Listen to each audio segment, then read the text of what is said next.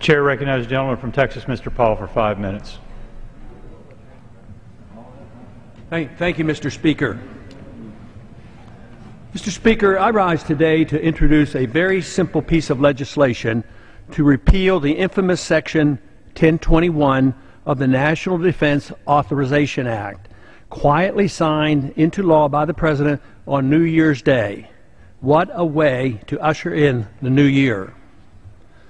Section 1021 essentially codifies into law the very dubious claim of presidential authority under 2001 authorization for the use of military force to indefinitely detain American citizens without access to legal representation or due process of law.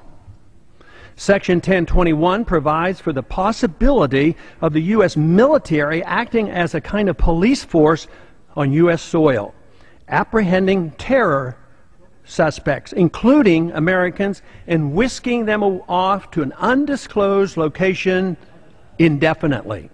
No right to attorney, no right to trial, no day in court. This is precisely the kind of egregious distortion of justice that Americans have always ridiculed in so many dictatorships overseas. A great man named Solzhenitsyn became the hero of so many of us when he exposed the Soviet Union's extensive Gulag system. Is this really the kind of a United States we want to create in name of fighting terrorism? Some have argued that nothing in Section 1021 explicitly mandates holding Americans without trial, but it employs vague language, radically expanding the detention authority to include anyone who has substantially supported certain terrorist groups or associated forces. No one has defined what those terms mean. What is an associated force? Sadly, too many of my colleagues are too willing to undermine our Constitution to support such outrageous legislation. One senator even said about American citizens being picked up under this section of the NDAA, quote, "When they say, 'I want a lawyer,' you tell them, 'Shut up. You don't get a lawyer,'" close quote.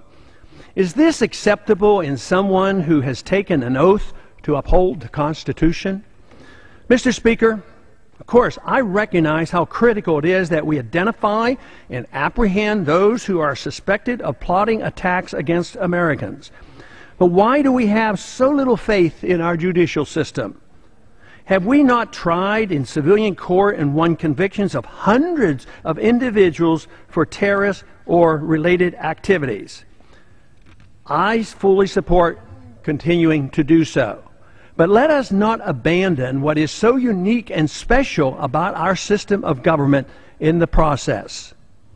I hope my colleagues will join my effort to overturn this shameful Section 1021 of the National Defense Authorization Act. And I yield back.